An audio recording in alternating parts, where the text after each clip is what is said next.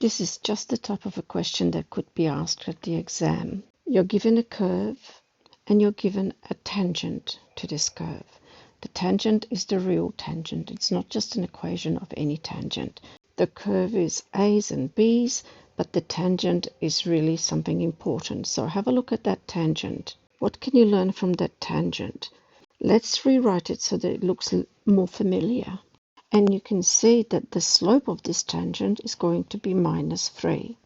And you'll also know that the y-intercept is going to be 5. I'm just collecting the information. I don't know whether I need it. Also, I'm also told that this tangent joins the curve at x is equal to -1. So I will know now where the coordinates are, where the curve and the tangent meet. Okay, so what does that mean? If I quickly draw my tangent, because it is a very easy equation, at -1 and at 8, we know that this tangent meets the curve. And this tangent crosses the value 5 over here. It's a negative tangent slope, so we can just draw a line this way. That's what the tangent will be like. Now, the curve is going to meet this tangent at this particular point. The curve can be either this way or the curve can be either that way. I don't know and I don't care. All I know is that it meets the curve. And this curve, I'm told, is y is equal to a root 1 minus bx. So if this curve joins a tangent at -1 and 8, we can substitute those values in. So it'll be 8 is equal to a1 minus b times -1. And just tidying it up, it'll be 1 plus b. So this doesn't take us very far because we still got a and b. We need a second equation so that we can work out what a and b is. And this is what differentiation comes into. We can now differentiate this particular curve to find out the general term of the equation of the tangent. And this equation will need to be rearranged if we want to find a differentiation because of the root. Rewriting it in this form allows us to differentiate. So dy dx is equal to, we take the half outside. This is a composite function. So we will take the half outside, leave a, leave 1 minus bx, and take away 1 from here. Now, all we need to do is multiply by the inside, which will be a minus b.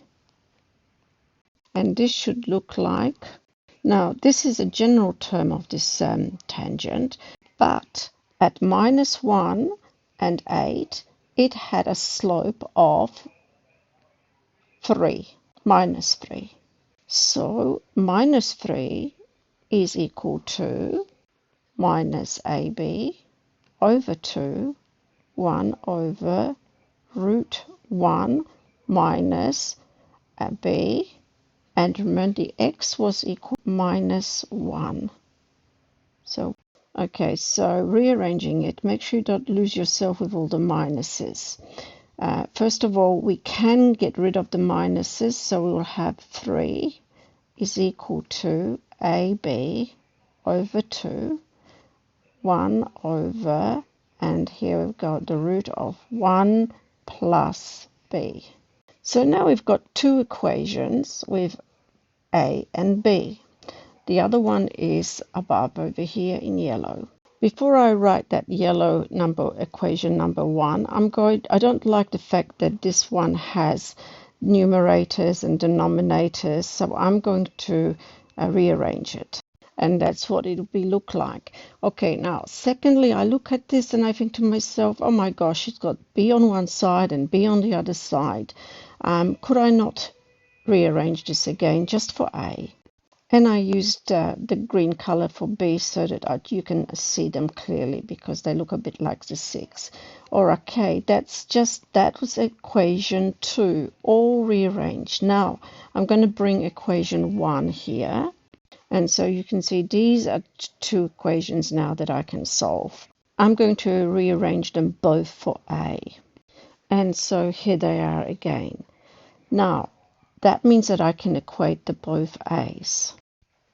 Now, it looks a little bit hard, but it's not, because all I'm going to do is cross multiply this. So this root over here is going to be multiplied with this top bit there. Now notice that they're both exactly the same, so a root multiplied by the same root is going to be just 1 plus b. And b will be now multiplied with the 8. And that looks really simple. So just 6 times 1 plus 6 times b is equal to 8b, and b is equal to 3. Well, if b is equal to 3, then we can just insert that b equals to 3 into any of these. For this equation or this equation, it doesn't matter. So let's just do it in here. So that means a will be equal to 8 over 1 plus 3. And that's just 8 over root 4. Okay, and that is just 8 over 2, which makes it equal to 4. So A is equal to 4 and B is equal to 3.